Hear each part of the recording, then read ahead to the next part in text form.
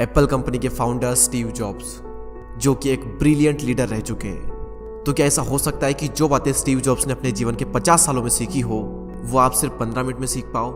Well, इसका जवाब है हाँ, ऐसा हो सकता है। स्टीव जॉब्स ने स्टैनफोर्ड यूनिवर्सिटी में एक स्पीच दी थी और उसमें उन्होंने अपने जीवन की सबसे बड़ी लर्निंग्स को 15 मिनट में बताया था 3 कहानियों के माध्यम से।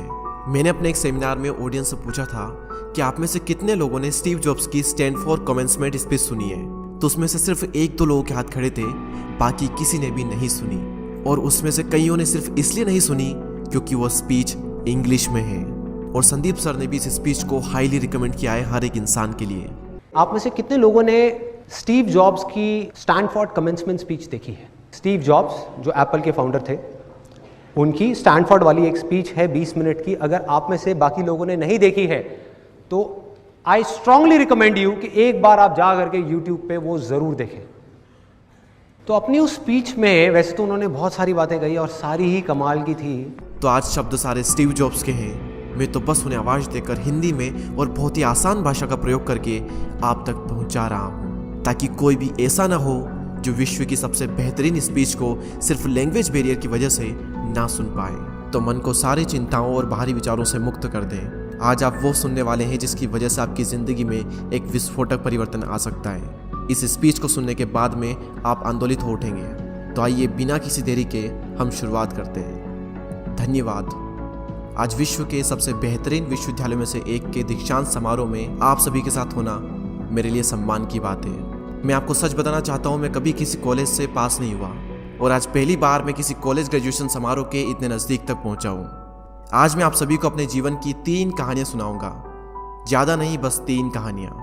पहली कहानी है डॉट्स कनेक्ट करने के विषय में। रीड कॉलेज में एडमिशन लेने के बाद मैंने 6 महीने के अंदर ही पढ़ाई छोड़ दी थी, लेकिन मैं उसके 18 महीने बाद तक वहाँ किसी तरह आता जाता रहता।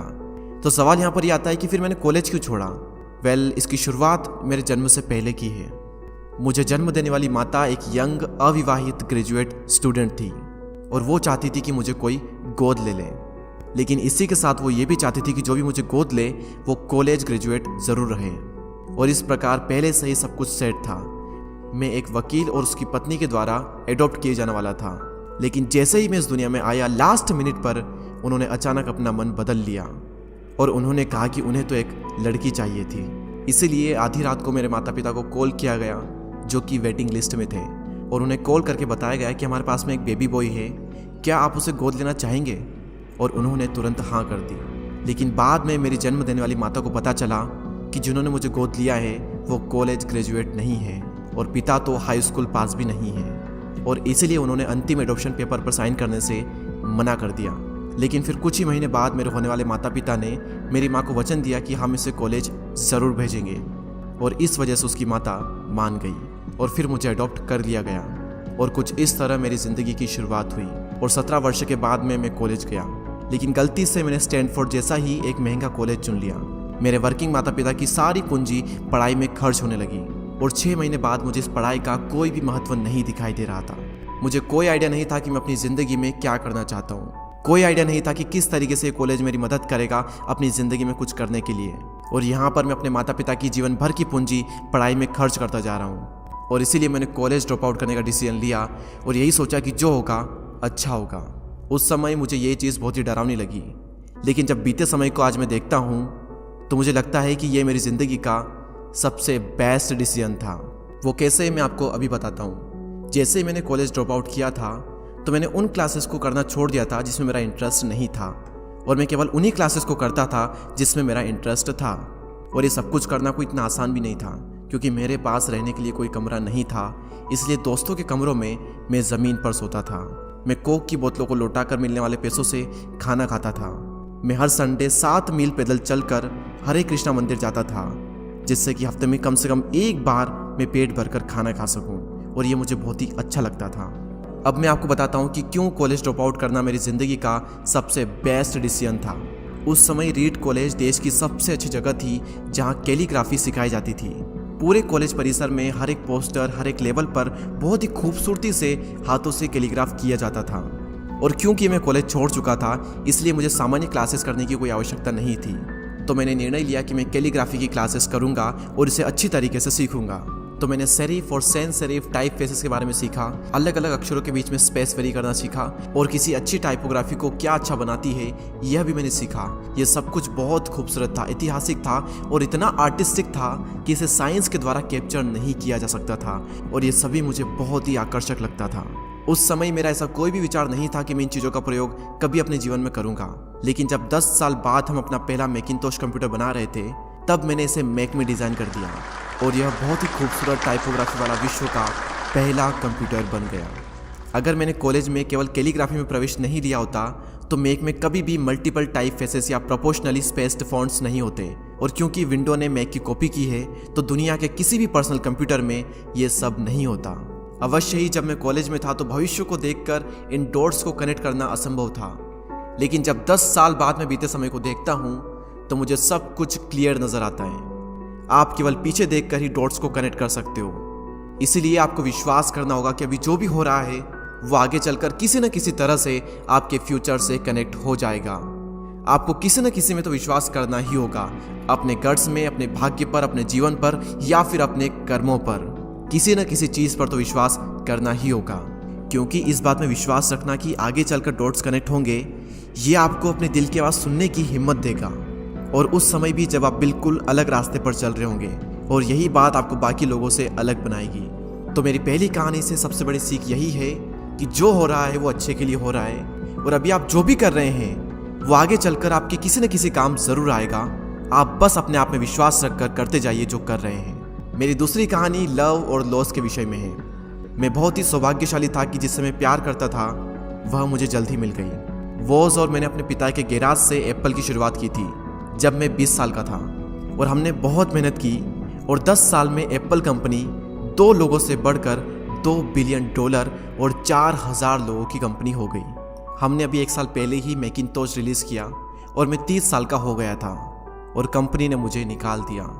आप सभी लोग सोच रहे होंगे कि अपनी ही बनाई हुई कंपनी से मुझे कैसे निकाल दिया। जैसे जैसे एप्पल ग्रो करने लगी हमने एक बुद्धिमान आदमी को हायर किया जिसे मैंने सोचा कि वो मेरे साथ मिलकर कंपनी को आगे बढ़ाएगा। पहले 1 साल सब कुछ ठीक चल रहा था, लेकिन फिर उसके बाद कंपनी के फ्यूचर विजन को लेकर हम दोनों में विवाद होने लगे और बात बोर्ड ऑफ डायरेक्टर तक पहुंच गई और उन लोगों ने उसका साथ दिया, और इस तरीके से 30 वर्ष की आयु में मुझे अपनी ही कंपनी से निकाल दिया गया। जो मेरी पूरी एडल्ट लाइफ का फोकस था वो अब खत्म हो चुका था और यह पूरी तरह से मुझे बर्बाद करने वाला था, और कुछ महीनों तक मुझे कुछ भी समझ में नहीं आया कि मैं क्या करूं।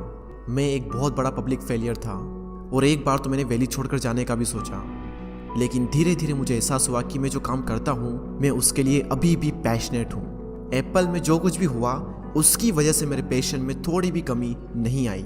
मुझे उन्होंने अस्वीकार कर दिया, लेकिन फिर भी मैं अपने काम से प्यार करता हूँ और इसीलिए मैंने एक बार फिर से शुरुआत करने की सोची। मैं उस वक्त ये नहीं देख पाया था, लेकिन अब मुझे लगता है कि एप्पल से निकाले जाने से अच्छा मेरे साथ कुछ और हो ही नहीं सकता था। सफल होने का बोझ अब बिगिनर होने के हल्केपन में बदल चुका था।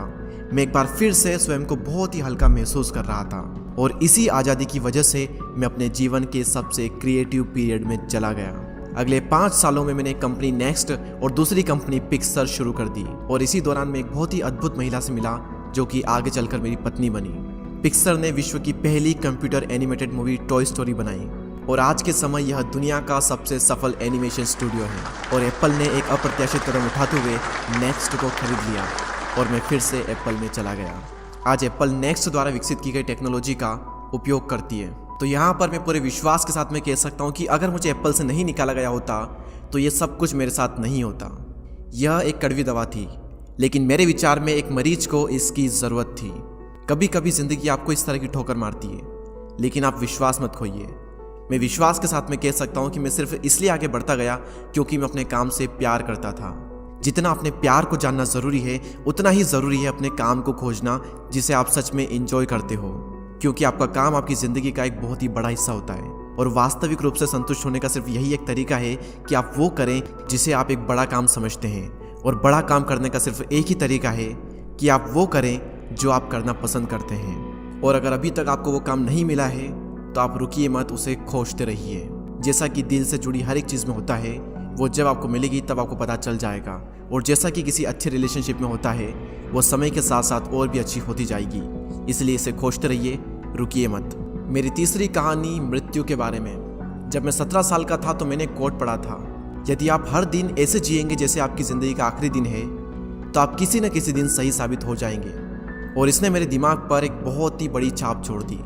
और तब से पिछले 33 सालों से मैं हर सुबह उठकर शीशे में देखता हूँ और खुद से एक सवाल करता हूँ कि अगर आज का दिन मेरी ज़िंदगी का आखिरी दिन होता तो क्या मैं आज वो करता जो मैं करने वाला हूँ। और अगर इसका आंसर ना होता है तो मैं समझ जाता हूँ कि कुछ न कुछ बदलने की ज़रूरत है। इस बात को याद रखना कि एक दिन मरना है किसी भी चीज़ के खोने के डर को दूर करने का सबसे अच्छा तरीका है। आप पहले से ही नंगे हैं, ऐसा कोई भी कारण नहीं है कि आप अपने दिल की ना सुने। करीब 1 साल पहले ही मुझे पता चला कि मुझे कैंसर है। सुबह 7:30 बजे मेरा स्कैन हुआ और उसमें साफ दिखाई दे रहा था कि मेरे पेनक्रियाज में ट्यूमर है। और सच कहूँ तो मुझे तो ये भी नहीं पता था कि पेनक्रियाज होता क्या है। डॉक्टर ने लगभग पूरे विश्वास के साथ में मुझे बताया कि मुझे एक ऐसा कैंसर है जिसका उपचार करना संभव नहीं है और अब मेरे पास केवल 3 से 6 महीने ही बचे हैं। डॉक्टर ने मुझे सलाह दी कि मैं घर जाऊं और सभी चीज़ें व्यवस्थित कर लूं। यानी कि डॉक्टर की भाषा में इसका मतलब था कि आप मरने की तैयारी कर लीजिए। यानी कि वो सारी चीज़ें जो आप अगले 10 साल में करने वाले थे वो बचे हुए दिनों में कर लीजिए, क्योंकि आपका अंतिम समय आ चुका है। मैंने इस डायग्नोसिस के साथ में पूरा दिन बिता दिया और शाम को मेरी बायोप्सी हुई, जहाँ पर मेरे गले के रास्ते से पेट से होते हुए एक एंडोस्कोप डाला गया और एक सुई से ट्यूमर के कुछ सेल्स निकाले गए। उस वक्त मैं पूरी तरह से बेहोश था, लेकिन मेरी पत्नी और वहाँ पर जो भी उपस्थित था कि जब डॉक्टर ने माइक्रोस्कोप से मेरे सेल्स को देखा तो वह भी रो पड़ा, क्योंकि सेल्स को देखकर डॉक्टर समझ गया था कि मुझे एक बहुत ही दुर्लभ प्रकार का कैंसर हुआ है जो कि सर्जरी से ठीक हो सकता है। तो मेरी सर्जरी हुई और सौभाग्य से मैं अब बिल्कुल ठीक हूँ। मौत के इतने करीब तक मैं पहले कभी भी नहीं पहुँचा और मैं उम्मीद करता हूँ कि आने वाले कुछ समय तक मैं पहुँचूँ भी ना। और यह सब देखने के बाद मैं पूरे विश्वास के साथ में ये कह सकता हूँ कि मृत्यु एक उपयोगी लेकिन विशुद्ध रूप से बौद्धिक संकल्पना है। कोई भी मरना नहीं चाहता, यहाँ तक कि वो लोग जो स्वर्ग जाना चाहते हैं वो भी वहाँ जाने के लिए मरना नहीं चाहते। मृत्यु ही वो स्थान है जहाँ पर हम सभी लोग जाते हैं। आज तक कोई भी इससे बचा नहीं है और ऐसा होना ही चाहिए, क्योंकि इस जीवन का एकमात्र सबसे बड़ा आविष्कार है वो है मृत्यु। यह जिंदगी को बदलती है, पुराने को समाप्त करने का रास्ता खोलती है। और इस समय पर आप सभी लोग नए हैं और कुछ ही दिनों में आप सभी लोग पुराने हो जाओगे और रास्ते से साफ हो जाओगे। इतना ज़्यादा नाटकीय होने के लिए मैं आप सभी से माफ़ी चाहता हूँ, लेकिन यही सत्य है। आपका समय बिल्कुल सीमित है, इसीलिए इसे किसी और की ज़िंदगी जीकर व्यर्थ मत कीजिए। बेकार की सोच में मत फंसिए, अपने जीवन को दूसरों के हिसाब से मत चलाइए, औरों के विचारों के शोर में अपने अंदर की आवाज़ को मत दबाइए। और सबसे महत्वपूर्ण यह है कि अपने दिल और सहज बुद्धि की बात सुनने का साहस रखें, क्योंकि वे पहले से ही जानते हैं कि तुम वास्तव में क्या बनना चाहते हो। तो पहले अपने दिल की आवाज़ सुने, बाकी सारी चीज़ें सेकेंडरी है। और अंत में मैं आप सभी से यही कहना चाहूँगा, स्टे हंग्री, स्टे फुलिश। मैंने हमेशा अपने लिए यही मांगा है और अब जब आप सभी लोग यहाँ से ग्रेजुएट हो रहे हैं तो मैं आप सभी के लिए भी यही विश करता हूँ, स्टे हंग्री, स्टे फुलिश। यानी कि भूखे रहिए और मूर्ख रहिए। भूखे यानी कि कुछ करने की भूख आपके अंदर होनी चाहिए, और मूर्ख रहो क्योंकि मूर्ख रहकर ही आप कुछ सीख पाओगे। अगर आपको ये लगता है कि आप सब कुछ पहले से जानते हैं तो आप कुछ भी नहीं सीख पाएंगे। तो भूखे रहिए और मूर्ख रहिए। Stay hungry, stay foolish. आप सभी को बहुत बहुत धन्यवाद। और दोस्तों, मैं दीपक दया आशा करता हूँ कि आपने इस वीडियो से बहुत कुछ सीखा होगा।